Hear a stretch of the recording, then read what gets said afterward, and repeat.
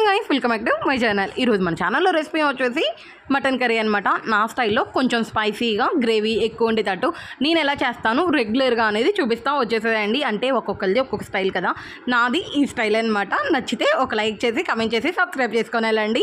Okay, మరి ప్రాసెస్లోకి అయితే వెళ్ళిపోదాం. వచ్చేసేయండి. ఫస్ట్ అయితే నేను పప్పు కుక్కర్లో చేస్తున్నాను, అదేనండి ప్రెషర్ కుక్కర్లో అయితే పెడుతున్నాను అనమాట. మీరు నార్మల్గా అయినా పెట్టేసుకోవచ్చు. ఆయిల్ వేసుకొని పచ్చిమిర్చి వేసేసుకోవాలన్నమాట. ఒక 2 అయితే తీసుకున్నాను. పచ్చిమిర్చి కట్ చేసుకొని వేసుకొని అందులోని మీడియం సైజ్ ఒక ఆనియన్ అయితే వేసేసుకున్నాను అనమాట. ఆనియన్ కూడా మంచిగా ఫ్రై చేసేసుకోవాలి.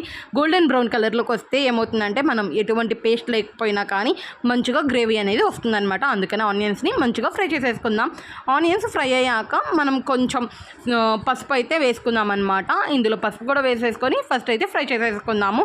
మనం పేస్ట్ ఏమీ వేయట్లేదు. పేస్ట్ వేసి చేసేది ఒక టేస్ట్ ఉండేది, ఇలా చేసేది ఒక టేస్ట్ ఉండేది అనమాట. ఇప్పుడు టమాటాలు కూడా వేసేసుకోవాలి. పసుపు ఫ్రై అయ్యాక టమాటోస్ కూడా వేసుకొని మంచిగా ఫ్రై చేసేసుకోవాలన్నమాట. టమాటోస్ మంచిగా గుజ్జులాగా అయ్యేటట్టు ఫ్రై చేసేసుకోవాలి.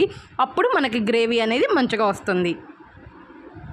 టమాటోస్ స్కిన్ వదిలి మంచిగా ఇట్లా గ్రేవీ లాగా అయిపోయిందనమాట. ఇప్పుడు మనం ఇందులో అల్లం పేస్ట్ అయితే వేసేసుకుందాం. ఒక 2 టేబుల్ స్పూన్స్ దాకా అల్లం పేస్ట్ వేసేసుకొని అల్లం పేస్ట్ కూడా మంచిగా ఫ్రై అయ్యేటట్టు ఫ్రై చేసేసుకోవాలి. పచ్చివాసన పోవాలన్నమాట. అల్లం వెల్లుల్లిపాయ పేస్ట్ మంచిగా పచ్చివాసన పోయాక ఇప్పుడు మనం ఆల్రెడీ మంచిగా క్లీన్ చేసుకొని పక్కన పెట్టుకున్న మటన్ అనమాట. మటన్ అయితే ఇందులో వేసేసుకుందాము. మటన్ వేసేసుకుందాం అనమాట. మనకి ఈ మటన్ లేతదా ముదురుదా అనేది చూసుకొని దాన్ని బట్టి విజిల్స్ కూడా పెట్టుకుంటాం అనమాట. నేనైతే ఒక 1/2 అవర్ సాల్టెడ్ వాటర్లో వేసాను. సాల్టెడ్ వాటర్లో వేస్తే మంచిగా సాఫ్ట్గా అవుతుందన్నమాట. మీరు కూడా ట్రై చేసేసేయండి. మనం వేసే ముందు ఒక 1/2 అవర్ ముందు కనుక సాల్టెడ్ వాటర్లో వేసి పెట్టి మనం ఈ మిగతా ప్రిపరేషన్స్ చేసుకునే లోపు నానిద్ది అనమాట. ఇంకప్పుడు 2 టైమ్స్ దాకా మంచిగా వాష్ చేసేసుకొని ఇందులో వేసేసుకోవడమే అనమాట. వేసుకొని మంచిగా మిక్స్ చేసుకొని ఒక 2 to 3 మినిట్స్ దాకా ఉడకనియాలన్నమాట. ఆ వాటర్ అనేది మటన్లో నుంచి కొంచెం బయటకు వచ్చేదాకా ఉడకనియాలి. చూసారు కదా, వాటర్ అయితే మటన్లో నుంచి ఇలా బయటకు వస్తుంది కదా, ఇట్లాగా ఒక 2 to 3 మినిట్స్ దాకా మంచిగా ఉడకనియాలన్నమాట. ప్లేట్ పెట్టేసుకొని ఉడికిస్తే మంచిగా ఆవిరికి ఉడికిపోతుందన్నమాట. అట్లా ఉడికితే ఏమవుతుందంటే ఆ వాటర్ అనేది మొత్తం బయటకు వచ్చాక టేస్ట్ అయితే చాలా బాగుంటుంది. ఇప్పుడు ఇందులో కల్లుప్పు అయితే వేస్తున్నాను. మీరు టేస్ట్కి తగ్గట్టు సాల్ట్ కూడా వేసేసుకోవచ్చు.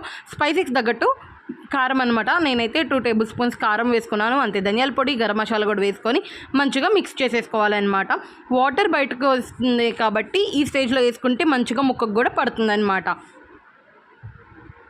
మంచిగా ముక్కకు కూడా పట్టించేసి ఇంకొక 2-3 మినిట్స్ దాకా దీన్ని మూత పెట్టేసి ఇంతే ఉడికించుకోవాలి. అప్పుడు ఏమవుతుందంటే కొంచెం ఉడుకు పట్టాక మనం అప్పుడు గ్రేవీకి వాటర్ అయితే వేసేసుకుందాము.